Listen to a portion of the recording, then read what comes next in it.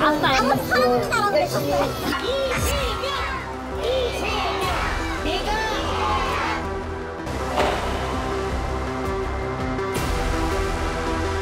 욕설? 네가 뭔데? 최근에 그런 문자를 받는 의원들이 상당히 놀라는 모양이더라고요. 요즘 전해철, 홍영표 위기감을 느껴요. 그러니까 다시 아버지 밑으로 들어가는 거예요. 역설적이죠. 저는 죽기 전에 이재명 의원이 대통령 되는 거 보고 죽는 게 소원이어서.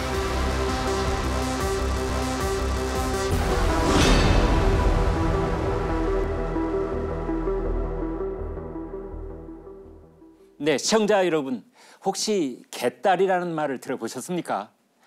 이재명 의원을 지지하는 2030 여성들을 말하는데요. 최근 민주당 내 강성 지지 세력인 개딸들이 등장하면서 그 행태에 대한 논쟁이 일고 있습니다. 오늘 탐사보도 7에서는 개딸의 실체와 그 현상을 분석하는 시간을 마련했습니다. 정수영 기자, 네. 개딸이 원래는 나쁜 뜻 아니었습니까? 네, 개딸은 앞서 말한 것처럼 이재명 의원을 지지하는 20대, 30대 여성들을 가리키는 말입니다. 이들 스스로는 개딸을 개혁의 딸이라고 재해석하고 있습니다. 네, 개딸도 그렇지만은 네. 요즘 민주당에서 나오는 말들을 보면은 이 해석하기 어려운 단어들이 참 많습니다. 네, 그렇습니다. 일부에서는 민주당 용어 해설집이라도 나와야 되는 거 아니냐라는 말도 있을 정도인데요. 화면을 보면 설명해 드리겠습니다. 네. 양아들, 개삼촌, 수박이란 말이 있는데요.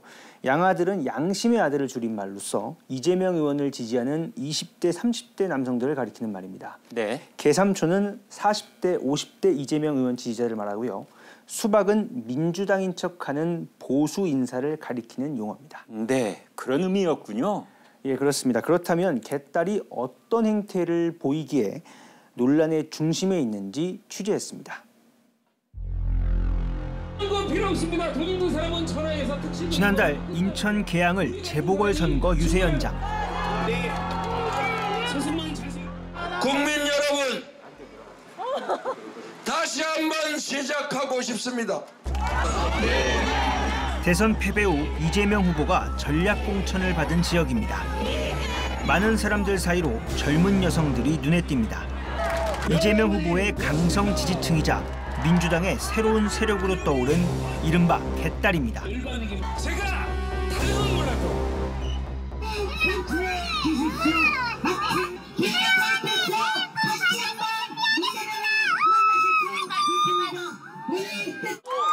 회원도 개딸 회원분이세요? 수고하셨습니다. 공화당을 가지고 사세로 가방 안에 파란색 가발도 하나 사왔는데 파란색 가발을 착용을 못했어요. 아, 그게 좀 아쉽네요. 그게 좀 아쉽네요. 유세가 끝난 후 자리를 뜨는 사람들. 인파에 떠밀리듯 도착한 곳은 8차선 대로변입니다. 후보님 지나가신 거예요, 여기? 이재명 후보가 탄 차량이 지나가자 환호하는 사람들.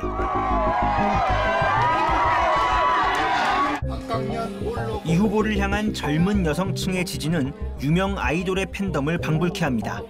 이재명 후보가 야, 빨간색을 좋아하는 사람이었는데 이재명 후보 알기로 나서 파란색을 좋아하는 이들은 이 후보를 아빠라고까지 부른다고 합니다. 그러니까 이재명 후보를 요즘 뭐 부르는 애칭이 있다면서요? 아빠. 네. 아빠 사랑하는 사람들 쳤어요. 일하겠습니다. 고맙습니다. 함께 친아빠가 섭섭해하지 않으세요? 친아빠가 더 좋아해요. 그들이 정치인 이재명을 지지하는 이유는 뭘까? 되게 어렵게 사셨잖아요. 공장에서 일하시고 거기서 프레스에 놀려가지고 장애인 되시고 근데 그런 거를 겪으셨는데 엇나가지 않고 근데 더 힘든 사람들을 위해 자기가 더 힘내야겠다, 더 노력해야겠다 이렇게 말씀하시는 걸 보고 아 진짜 이 사람이 되면은 우리 삶이 바뀔 수 있을 것 같다는 느낌을 받아서 이런 개딸들의 모습은 민주당의 선거 유세 현장 곳곳에서 목격됐습니다. 송영길 서울시장 후보의 유세 현장. 이곳에서도 개딸들의 응원이 거세기만 합니다. 할로윈데이 코스프레를 보는 듯 특이한 복장으로 선거 유세에 나선 개딸도 있습니다.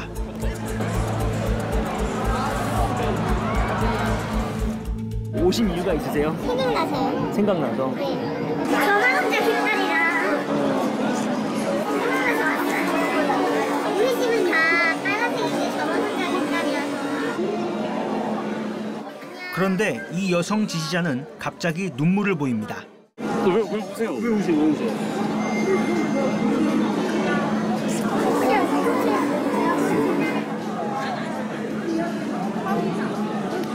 잘 되겠죠. 잘 될 거라 생각해요. 잘 됐으면 좋겠는데 걱정돼요. 21살 대학생이라는 개딸에게 자신이 응원하는 정치인의 당선은 누구보다 간절해 보였습니다. 사랑해. 잘 될 거야. 안 되면 속상할 것 같은데 그래 잘 될 거야. 잘 되면 내가 제일 먼저 눈물 날 것 같아. 아빠 힘내세요. 우리가 있어요. 아빠 사랑해. 아이돌 팬들이 즐겨하던 팬아트와 이재명 의원과 관련된 상품을 만들어내고 소비하는 개딸들. 그들이 본격적으로 활동을 시작한 건 지난 3월입니다. 이재명 후보가 낙선한 그날 밤에 움직인 거 아니에요? 그 페북에서 메신저로 이재명이 나한테 답변했어. 이런 식의 그런 것들이 이제 올라오기 시작했죠. 여성 회원들이 주로 활동하는 온라인 커뮤니티를 중심으로 당시 이재명 후보에게 SNS 답장을 받았다는 인증글들이 올라오기 시작한 겁니다. 5년 뒤 대통령 해달라는 쪽지에는 우리 개딸 너무 고맙잖아. 아빠가 많이 사랑하잖아 라는 말을, 답장을 못 받아서 공부가 안 된다는 글에는 열공이라는 답장도 남깁니다. 개딸들은 잼과 친칠라를 합성한 잼칠라를 비롯해 잼마을, 태극기 부대를 빗댄 제극기 부대까지 신조어를 만들었습니다. 이재명 의원과 아빠의 합성어인 잼파파라고 부르기도 합니다. 잼파파 너무 응원하고 있고 지지하고 있고 늘 사랑합니다. 저희 그 5년 정말 절망밖에 없었는데 아빠가 이렇게 빨리 나타나 주셔서 너무 감사하고. 뭐 전형적인 MZ세대의 용어 조업법이라고 할 수 있죠.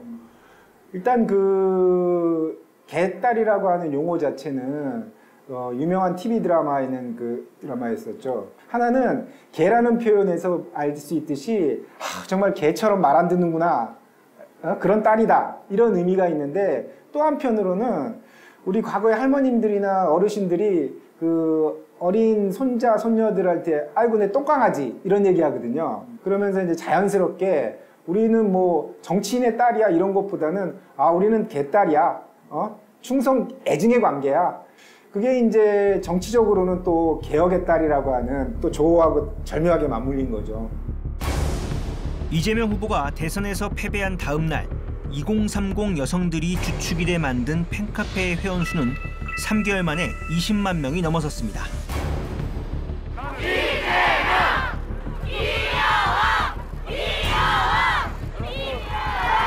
잔인한 현실이 있습니다. 제가 내년이면 한갑입니다. 보궐선거를 앞두고 개딸들과 만난 당시 이재명 후보는 개딸을 세계사적 의미가 있는 정치 행태라 축혀 세웠습니다. 이제는 정말 우리가 큰 대세를 만들고 있어요. 얼마나 위대한 일입니까? 제가 아니고 여러분이 위대한 거죠. 소위 개딸 현상, 양아들 현상에 대해서 여러 가지 의견이 있긴 한데, 저는 이게 세계사적인 의미가 있는 새로운 정치 행태라고 생각해요. 이런 개딸이 본격적으로 문제가 된 것은 민주당의 지방선거 패배 이후였습니다.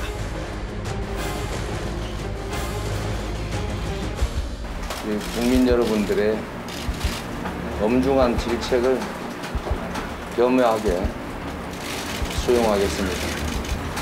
많이 부족했습니다. 민주당 내에서 이재명 책임론이 불거져 나왔기 때문입니다. SNS에 대선 패임 평가를 밀쳐둬서 지방선거에서 패배했다고 분석한 이낙연 전 대표. 송영길 전 대표와 이재명 상임고문의 공천을 비판한 윤영찬 의원. 이재명 의원의 당선을 상처뿐인 영광이라 비판한 이원욱 의원 등 비이재명계 의원들이 이재명 책임론을 주장했습니다. 그러자 팬카페에는 이들 의원들을 겨냥한 이른바 수박 인증 리스트가 돌았습니다. 또 다른 카페에는 문자 폭탄을 보내자며 의원들의 연락처까지 공개됐습니다. 실제 해당 의원들이 받은 문자 폭탄 내용입니다.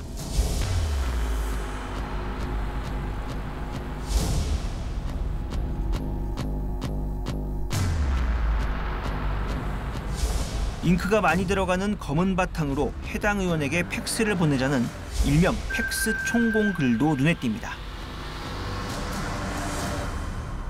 아주 말도 못하는 그런 욕설을 하면서 수박이야 민주당을 나가라. 이낙연과 같이 지구를 떠나라. 죽어라. 이런 거는 좀 아니잖아요. 팩스 같은 것도 이제 오는데 팩스 까만 종이에다가 잉크 많이 쓰라는 거죠. 수박들은 다 죽어라. 저희가 잠깐 사무실 비워놓고 있으면 막 수백 장씩 오고 그래서 복합기 고장나서 못 쓰게 되고. 저는 이제 수신 거부를 하도 많이 해놔가지고 조금씩 오긴 오는데 그렇게 그냥 수천 개씩 오고 이런 건 없어요. 이제 다 차단됐어 거의. 한 의원은 이들의 행태가 정당 내의 다양한 목소리를 막는다고 우려합니다. 민주주의에 말하자면 집단지성을 만들어가는데 언론을 막으면 그것이 가장 해악을 끼친다고 생각을 해왔어요. 집단적 문자들이 받고 그러면서 거기 좌절하고 굴복하고 이런 문제들이 계속 이게 반복이 되는 걸 보면서 참 안타깝다. 의원실에 찾아가 직접 대자보를 붙인 갯딸도 있습니다. 지난 6일 2030 여성들이 모이는 카페에 올라온 글. 홍영표 의원을 왕수박으로 지칭합니다. 홍영표 의원의 지역 사무실에 붙였다는 대자보, 3m 남짓되는 길입니다. 대자보에는 치매가 아닌지 걱정스럽다는 내용과 함께 중앙치매센터 번호가 적혀 있고 중증 애정결핍 증상이 심각한 것 같다며 홍 의원을 노망난 할배로 묘사하고 있습니다.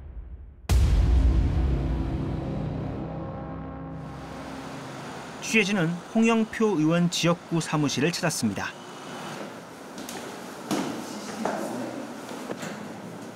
여기인가 보네요. 여기 이게 대자보를 붙여서 이렇게 쭉 내린 데 같은데요. 그러니까 이게 종이가 붙었다가 떨어지는 흔적이 여기 있네요. 이렇게.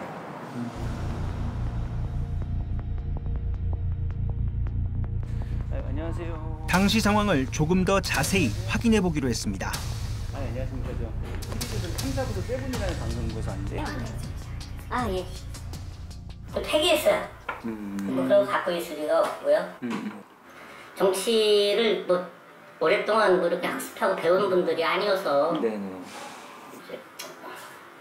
그리고 또 비슷한 성향의 사람들이 있다 보면 그럴 수 있다고 봅니다. 그 나이.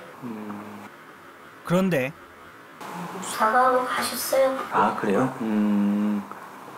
여자분이세요. 여자. 대자보 사건이 논란이 되자 대자보를 붙인 갯딸이 사무실을 다시 찾아왔다고 합니다. 다만 좋은 말로 그런 것들은 지지하는 후보한테 오히려 도움이 되지 않는다. 그런 정도 얘기를 했고 민주당의 정체성 이런 것들을 좀 더 이왕의 정치 관심 있거나 누군가를 비판하려면 그런 거를 좀 찾아서 배웠으면 좋겠다. 그렇게 그냥 합리적 수준에서 대화가 있었습니다. 갯딸의 이런 행태에 대해서 당시 친이재명계 김남국 의원은 질책성 글을 올렸습니다. 어떤 지지자나 그런 어떤 폭압적인 어떤 방법으로의 의사표시는 적절하지 않다라고 생각이 되기 때문에 상대를 존중하는 방식으로 의견을 개진하는 것이 바람직하다라고 보고 있습니다. 그렇다면 갯딸들이 이런 행동을 하는 이유는 뭘까?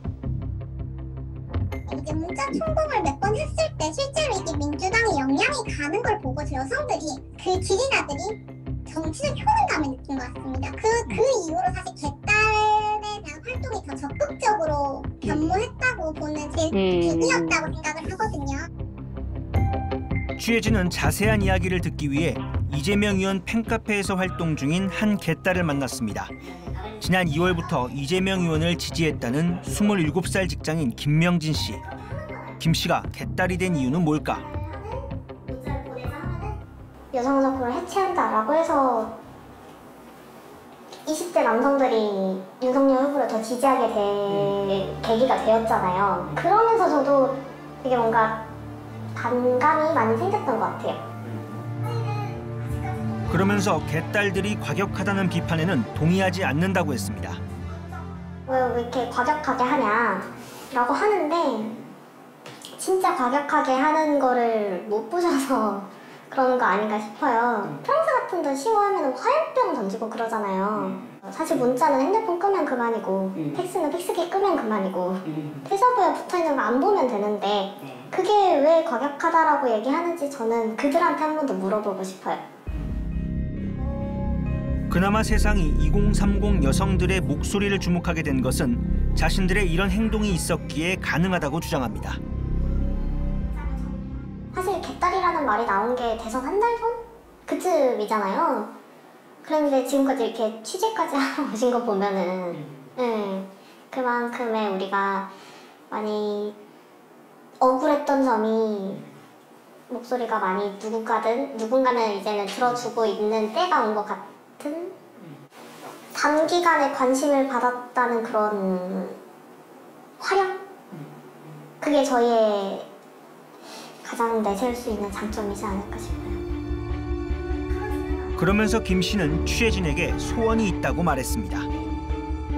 죽기 전에 이재명 의원이 대통령 되는 거 보고 죽는 게 소원이어서.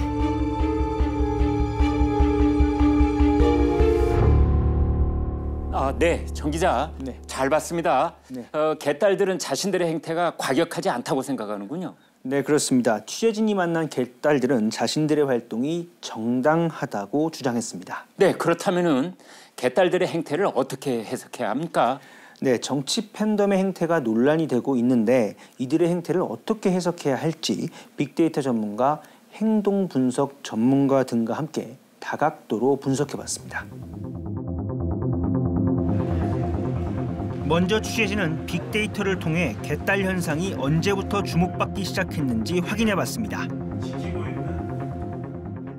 지난 3월 15일부터 6월 14일까지 썸 트렌드라는 이제 분석 엔진을 통해서 어떤 속성과 또 정치적인 경향성을 가지고 있는지 집중적으로 분석을 해봤습니다. 그 관심도와 영향력이 집중됐다라는 것을 이 빅데이터 언급량을 통해서 알 수가 있는 것이죠. 그러니까 3월 15일의 경우를 보면 대선 직후거든요. 대선을 준비해서 집중됐다. 누구에게로? 바로 이재명 의원에게로, 당시 후보에게로 집중이 됐던 것을 이제 확인할 수가 있는 거죠. 하루 거의 12,000건 이상 치솟았다는 것은 이재명 후보를 지지하자, 이재명 후보를 보호하자, 심지어는 대선이 끝난 시점에서도 그 결집도가 떨어지지 않았다는 거죠. 개딸의 언급량은 대선 직후인 3월 중순을 시작으로 이른바 검수완박과 이재명 재보궐선거 등판설이 나오던 4월 중순, 개항을 출마 선언이 있었던 5월에 집중됩니다. 이 그래프를 보더라도 지방선거에서도 더 강력하게 결집하는 것, 이재명 의원을 좋아하는 것을 넘어서서 우리 목적을 달성하기 위해서 세력화가 되는 거죠. 막연히 이재명 의원을 좋아하는 것을 넘어 이재명 호위무사와 같은 강성 팬덤으로 변화했다는 겁니다. 이런 개딸들의 변화는 연관 검색어에도 나타납니다. 홍영표, 윤석열, 이낙연이 등장하면서 저 사람들은 공격 대상이고 그리고 지켜야 되는 사람은 이재명 우선이고 그 현상은 뭐냐면 이건 일종의 인간적인 팬덤, 저 사람이 좋아, 저 정치인이 좋아 이런 수준을 뛰어넘어서 정치적인 세력화가 되는 겁니다. 그냥 마치 2019년에 묻지도 따지지도 말고 조국 지키자. 이러면 친조국 세력, 친조 세력의 결집 현상과 비슷한 양태까지도 보이고 있다. 이렇게 이제 해석을 할 수밖에 없는 것인데. 지금 오빠 너무 응원하고 있고 지지하고 있고 늘 사랑합니다. 그렇다면 이재명 의원을 아빠라고 부르는 개딸들의 심리는 어떻게 해석할 수 있을까? 아들과 딸처럼 굉장히 친근하다는 본인의 생각이 있고 그거를 계속 확인하기 위해서 더욱 친근한 메시지를 갖다 거기다 보내는 거고 그러면서도 거기에 이재명 의원이 굉장히 친근하게 화답을 하면서 가족적이라는 이미지를 갖다 가족적인 분위기를 굉장히 추구하려고 한다는 게 느껴졌어요. 친근함의 표현과 함께 개딸들이 이재명 의원을 아빠라고 부르는 또 다른 이유가 있어 보인다고 전문가는 말합니다. 현재 이대남과 이준석의 반격으로부터 우리를 지켜줄 수 있는 사람이 필요한데 2030 남자들로부터 나를 보호해 줄 수 있는 건 역시 남자인 아버지야. 부드러운 아빠가 나를 지켜주는 거야. 해서 결국 아버지 밑으로 들어간 거예요. 사실은 우리나라의 어떤 여성의 해방운동은 가부장적 구조에서 탈출한다는 데 있었던 거예요. 그러니까 위기감을 느껴요. 그러니까 다시 아버지 밑으로 들어가는 거예요. 역설적이지요. 대자보에는 메시지를 관통하는 패턴이 존재한다고 합니다. 메시지를 관통 하나의 결이라는 게 있거든요. 이 메시지를 하나의 여기에 결은 풍자와 조롱입니다. 치매라느니 뭐 애정결핍이라니 뭐 늙었다느니 뭐 이런 식으로 막 얘기하는 게 이런 말은 잘 안 하잖아요 우리가 평소에는. 그리고 뭐 보면 뭐 홍준표 얘기도 막 하고. 결국은 이 메시지에서는 당신이 아무리 노력해도 우리 이재명 의원 발끝에도 못 쫓아와. 그러면서 내가 진정 좋아하는 이재명 의원만 남았으면 하는 거예요. 조롱을 넘어서 경멸의 단계까지 간 것으로 보인다고 합니다. 화가 나니까 상대방을 바꾸고 싶은 것까지는 분노의 정치라 그래요. 경멸은 뭔가 하면은 상대방을 그 순간부터 대화의 당사자로 여기지 않고요. 그냥 없애버릴 생각만 해요. 어떤 의미에서 경멸을 표현한 거죠. 에어수트를 입고 선거 현장을 누비며 춤을 추는 그들의 행동을 어떻게 해석할 수 있을까? 행동 분석 전문가에게 확인해봤습니다. 근데 여성 같은 경우에는 관계, 이제 관심, 그리고 우리 모두 평등한 것, 즉 링킹이라고 하는 연계 중심으로 목소리를 내거든요. 그래서 이제 정치라고 하는 것들을 이제 투쟁하거나 뭔가 싸우는 걸 좀 넘어서서 같이 함께 참여할 수 있는 장을 좀 만들고 그 안에서 이제 격려하고 응원하고 이런 감정들을 북돋아주는 이런 모습들을 좀 보이는 게 아닐까라는 생각이 듭니다. 하지만 이들 중 일부가 얼굴을 가리는 데는 일종의 폐쇄성도 엿보인다고 지적합니다. 위협을 느끼고 그 스트레스가 매우 눌려 있었을 거란 말이에요. 이 관계 중심적인 여성들의 특징을 도형으로 비유를 좀 하자면 동그라미거든요. 그러니까 원이에요. 근데 본질적으로 이 도형이 가지고 있는 문제가 한 가지가 있어요. 뭐냐면 우리 안으로만 감싸 안는다라는 거거든요. 그러니까 그 밖에 있는 사람들에겐 되게 폐쇄적이고 우리가 중요하고 우리 안에 있는 사람만 중요하고 이런 부분들의 문제가 본질적으로 가지고 있다는 거죠. 3m 가까이 되는 대자보에서는 이재명 의원이 위협받고 있다는 데에서 온 본능적인 반응으로 읽힌다고 합니다. 그러니까 즉 결국에는 살기 위한 투쟁이죠. 투쟁인데 되게 재밌고 아이러니한 거는 그들이 가장 싫어하는 혐오하는 방식으로 하고 있다는 거죠. 그러니까요. 우리 가족을 누군가 해치려고 드는데 그때 이제 가만히 있을 사람은 없잖아요. 그러니까 마치 우리 아빠를 해코지하거나 해치려 드는 것처럼 보여졌을 거고 그거 자체가 뭔가 자신들의 이제 그 존재의 위협을 느끼는 이런 것들 때문에 이제 싸움의 반응, 그래서 이제 그러니까 팩스 테러를 한다든지 그런 반응을 보이는 것 같은데 생존하기 위해서 본능적인 반응을 보이거든요. 이런 개딸 현상을 보는 전문가의 시선은 어떨까? 팬덤은 자연스러운 현상이에요. 그런데 문제 있어, 하지 마, 이거 잘못됐어 이렇게 얘기한다고 과연 안 할까요? 절대 그렇지 않습니다. 오히려 지금 그 이른바 2030 세대라고 하는 MZ세대의 정치 참여는 상당히 긍정적인 측면으로 지금 나가고 있고 약간 이제 과격화된 거나 약간 이제 우려스러운 점들은 그 부분에 대한 개선책을 빨리 고민해 줘야죠. 개딸이라고 하는 표현 자체가 많은 사람들이 사실은 그게 뭘 의미하는 건지 이해하기가 힘듭니다. 이 연령 집단에 속한 그 구성원들을 제외하고는 특히 이제 50대, 60대, 뭐 70대, 80대 되는 이런 기성세대들은 도대체 개딸이 무엇을 의미하는 것이고 어떤 정치적인 어떤 그 메시지를 던지는 것인지를 이해하지 못하는 사회적 갈등과 어떤 불신과 세대 간의 장벽을 쌓는 역할도 할 수 있기 때문에 이런 거에 대한 주의도 필요하다고 봅니다. 그렇다면 개딸은 실제로 2030 여성을 대표할까? 또 그 숫자는 어느 정도일까? 민주당 일각에서도 개딸의 실체가 불분명하다는 일부 인식이 있습니다. 20만 명인가 뭐 몇십만 명인가 할 때 입당했다 그러잖아요. 문자를 보내는 사람들은 그때 문자 보내는 사람들은 뭐 몇천 명 수준이고 실제로 최근에 공격형 문자를 보내는 사람은 몇백 명 정도? 뿐이 안 돼요. 과거 박지원 전 민주당 비대위원장도 자신을 공격하는 개딸의 실체에 대해 의구심을 드러냈습니다. 그게 정말 개딸 분들인지는 사실 저는 좀 궁금하긴 합니다. 그래요? 제가 이제 많은 지역을 다니면서 한 50대 이제 여성, 남성을 가리지 않고 50대 분들의 그런 비난, 비판은 많이 들었는데 그분들 중에 2030 여성은 단 한 분도 계시지 않았거든요. 이런 의구심에 대해서 개딸들은 어떤 입장일까? 대놓고 막 활동한다라고는 안 하지만 그냥 은연중에 아는 친구들도 있는 반면 드러내면서 막 어디 갔다 왔다 뭐 한다라고 하는 친구들도 있기는 해요. 되게 적극적으로. 네. 개딸분들이 온라인으로 활동을 많이 하시다 보니 네네. 실제로 개딸이 2030 맞냐 라고 하는 좀 의문 지적. 어떻게 2030 세대랑 4050 세대를 구분을 못 하시는지 모르겠어요. 그렇게 그런 세대에 대해서 관심이 많으시면은 충분히 구분이 가능하거든요, 사실상. 이거는 청년으로서 나올 수 있는 에너지가 있는데 그런 차이점을 조금만 알면은 의심을 할 수가 없는데 왜 그렇게 생각을 하시는지 저는 잘 모르겠어요. 절대 과대평가가 되지 않았거든요. 진짜로 그런 얘기가 나온다는 게 정말 있는 여론인지 아니면 그렇게 프레임을 씌우고 싶은 사람들이 그렇게 보고 있는 건지 불분명한 상태에서 이렇게 질문을 하시는 게 어떤 의도인지 한번 저는 더 거꾸로 한번 여쭤보고 싶어요.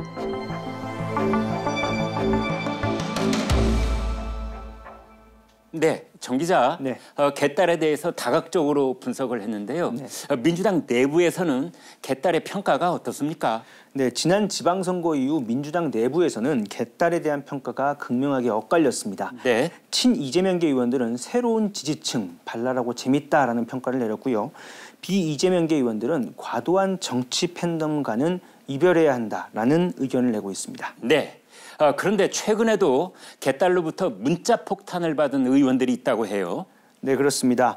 최근에 개딸들이 커뮤니티에 올린 일명 민주당 윤리심판원 명단입니다.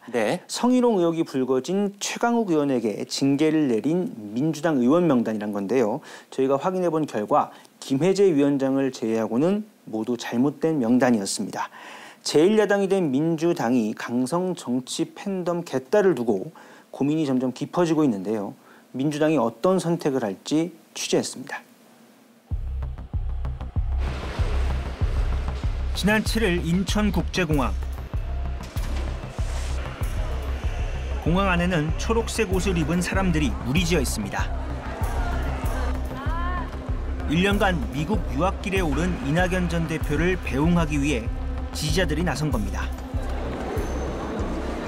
슬픈데 그래도 가셔서 열심히 하시고 오시면 좋지 않을까요? 나이가 아무래도 있으시니까 항상 건강 유의하시고 5년 뒤 대선 때예요. 네, 대선 때 배웠으면 좋겠다. 이낙연 지지자라고 밝힌 한 30대 여성은 개딸들에게 불편한 감정을 드러냅니다. 저도 그 소리 많이 들어요. 수박이라던가 똥파리라는 소리 정말 많이 듣거든요. 그러니까 저는 상처를 많이 받죠. 이낙연 전 대표뿐 아니라 같은 민주당 지지자인 자신들까지도 공격했던 겁니다. 저희가 일방적으로 공격을 받죠. 그쵸? 한 30대 지지자는 이낙연 전 대표가 돌아올 때까지 열심히 싸우겠다고 말합니다. 그래도 싸워야죠. 그래도 싸워야죠. 싸우는 게 맞죠? 대표님이 여름엔 수박이라고 하셨어요. 잠시 후 이낙연 전 대표가 출국장으로 들어오자 공항은 유세 현장처럼 뜨거워집니다. 정치 휴지기를 갖겠다며 유학길에 오른 이낙연 전 대표. 이재명 의원 지지자들의 돈 없는 행태를 비판하는 듯한 말도 남겼습니다. 세상에는 존중과 사랑만 있는 것은 아닙니다.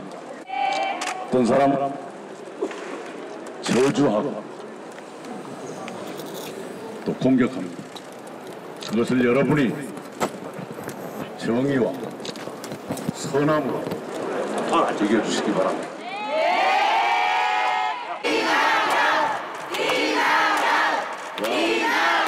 선거 때 했던 것처럼 할까요? 배불러. 그만 불러. 감사합니다.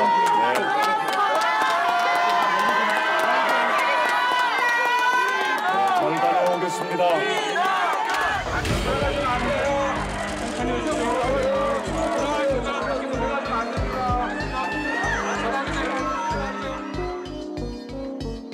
같은 날 국회 앞 수십 개의 화환이 늘어서 있습니다.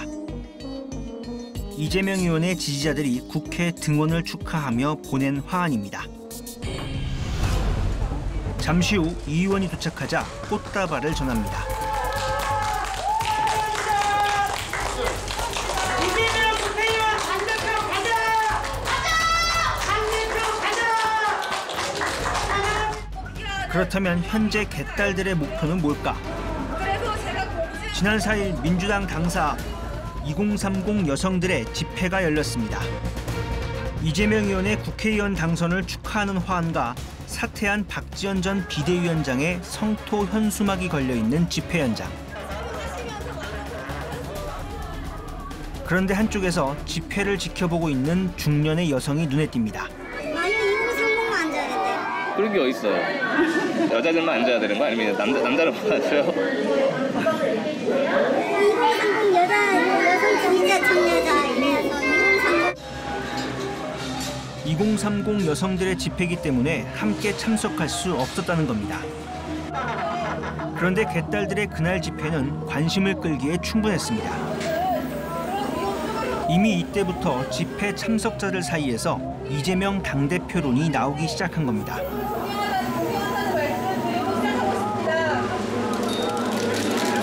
일 잘하는 이재명, 소신이 있는 이재명.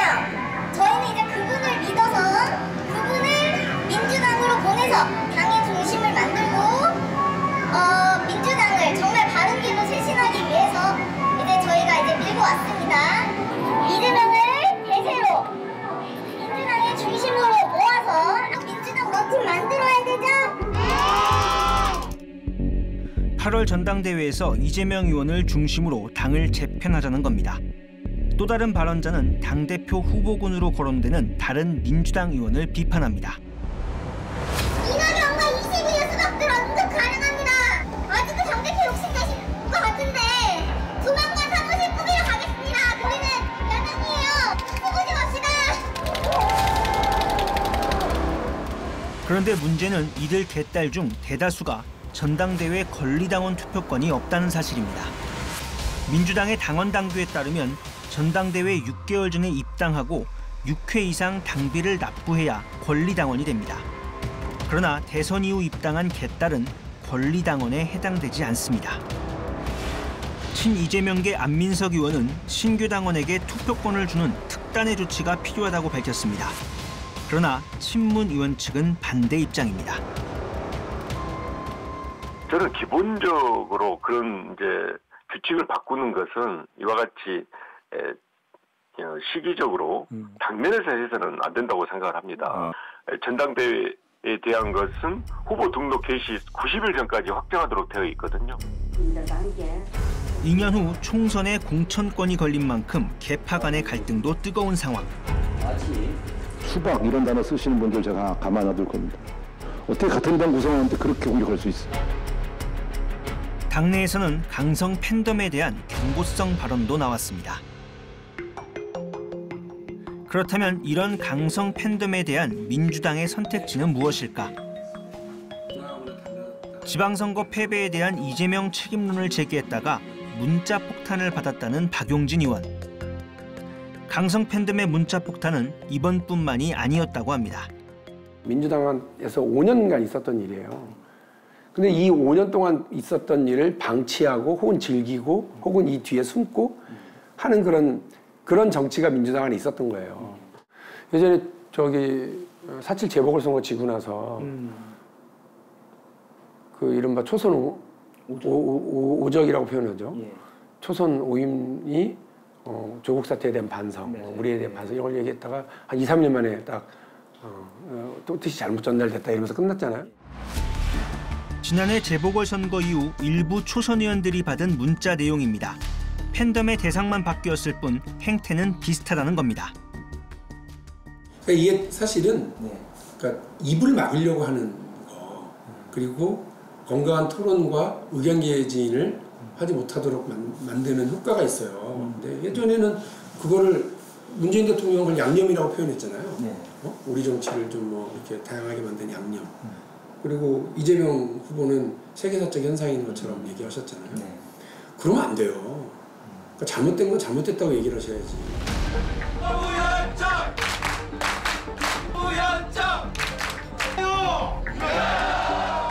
노무현 대통령의 노사모로 시작된 정치 팬덤.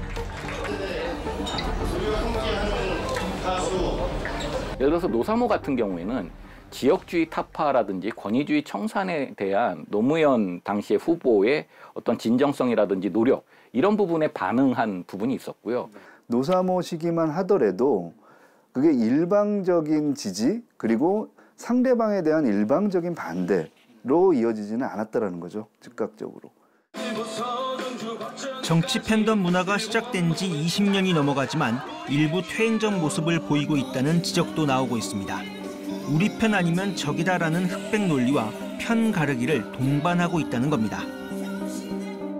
선과 악의 구분이 분명해져요. 내가 좋아하는 사람은 선이고 내가 좋아하는 사람의 반대쪽에 있는 사람은 악이다라는 생각을 하게 되는 거죠. 상대가 타협이나 협상의 대상이 아니라 타도의 대상이 돼버리는 거예요. 그렇다면 정당 내 강성 정치 팬덤 문화는 우리에게 어떤 과제를 던지고 있을까? 지난 10년간 문재인 전 대통령을 지지해왔다는 김현진 씨. SNS를 통해 선풀운동을 하고 민주당 권리당원일 정도로 열심히였던 김 씨는 최근 민주당을 탈당했다고 합니다. 지금 민주당 자체가 너무 극단적으로 충돌을 하는 모습이 되었고 극단적으로 좀 이상한 방향으로 흘러가고 있잖아요. 김 씨를 실망스럽게 한 건 지방선거의 패인을 서로에게 돌리는 계파 간의 책임 공방이었다고 합니다. 이번에 지선 참패처럼 실패를 하면 그때는 책임을 안 지는 거야. 지금 누가 책임져요? 이재명도 안 지죠? 뭐 친문 의원들도 안 지죠? 아무도 안 져요. 그리고 그런 팬덤 핑계를 대요. 이거는 국민과 뭐 당론이라서 뭐 우리가 그걸 따른 거다라는 식으로 이제 빠져나가고 거기 책임질 사람들은 책임을 안 지는 거야. 근데 이 사람들은 그냥 당원이거나 그냥 지지자일 뿐이지 책임 있는 사람이 아니거든.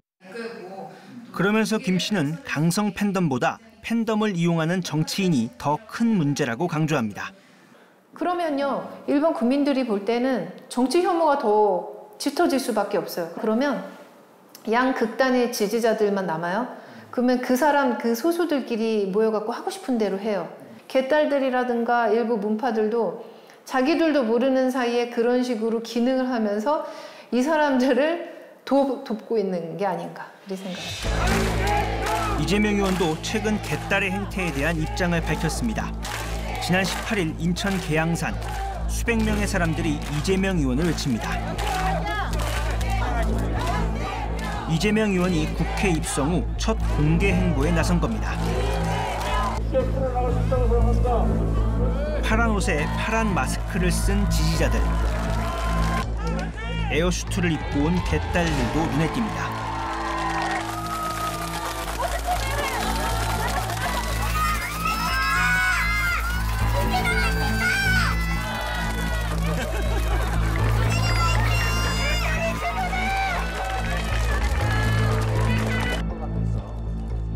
이재명 의원은 최근 개딸들의 행태에 대해서 개딸들에게 자제를 요청합니다.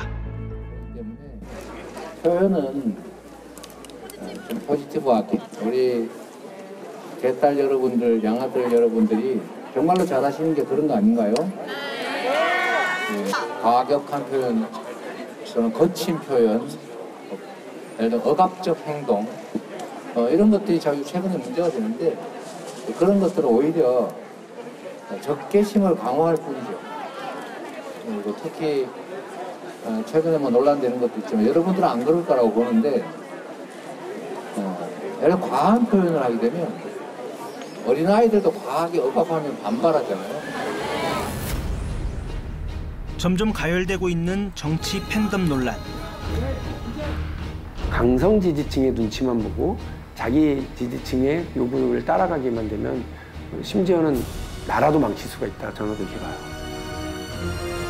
민주당을 뒤흔들고 있는 개딸. 개딸에 대한 논란은 쉽사리 가라앉지 않을 거라고 전망되고 있습니다. 팬들도 정치인이 잘못했을 때 비판하고 그렇게 나가지 않도록 보호해주는 역할을 할 필요가 있고요. 마찬가지로 정치인도 자신의 어떤 정치적인 목적을 위해서 팬들을 이용하기보다는 자신의 팬들이 잘못된 방향으로 갔을 때는 스스로 호소하고 이끌 수 있는 게 진정한 의미에서의 정치적인 리더가 되지 않나 생각을 합니다. 그 팬덤 현상이 존재할 때에는 무슨 문제가 발생하냐면 일반적인 대다수의 유권자와 유리된 이 발언을 하거나 이럴 확률이 높아요. SNS가 팬덤 현상을 강화시키는데 굉장히 중요한 역할을 한다라고 제가 말씀을 드렸는데 이른바 같은 생각을 가진 사람들끼리 얘기를 하는 경우가 대부분이잖아요. 이렇게 되면 이게 여론이구나라고 정치인이 착각하는 경우가 굉장히 많습니다. 하지만 침묵하는 다수가 있다는 걸 자꾸 잊게 되죠. 네. 정치인이 강성 지지층에 끌려가기만 하면 결국 민심에 역행할 수도 있다, 이런 지적인데요. 정 기자, 앞으로 개딸 논쟁이 어떻게 진행될까요? 네, 민주당의 2030 여성 표심을 끌어왔던 박지원 전 민주당 비대위원장이 최근 과도한 정치 팬덤에 대해서 입을 열었습니다. 화면을 보면 설명을 해드릴 텐데요. 박지원 위원장의 SNS에 올라온 글입니다. 지금 민주당 앞에는 두 갈래의 길이 있다. 하나는 혁신의 길이다. 하나는 팬덤의 길이다. 동지를 감싸주고 국민께 버림받는 길이다 라면서 SNS를 통해서 비판한 건데요. 지난 3월 개딸 현상을 가리켜서 포용과 통합의 정치를 심는 주역이라고 평가한 지 3개월 만에 정반대의 평가를 내놓은 겁니다. 네. 개딸 논쟁은 새로운 당대표를 선출하는 전당대회가 오는 8월로 다가온 만큼 쉽게 결론이 나지는 않을 것 같습니다. 그렇군요.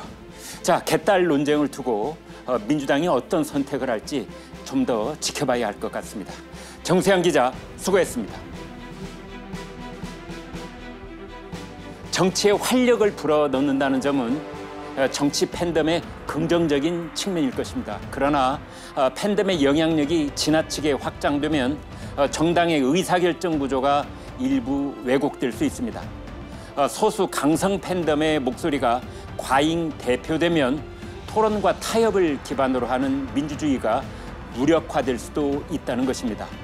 민주주의 국가에서 정당의 주인은 특정 당원일까요? 아니면 국민일까요? 우리 정치권이 정치 팬덤의 역할과 방향에 대해서 진지하게 고민해봐야 할 시점입니다. 탐사보도 7 여기까지입니다.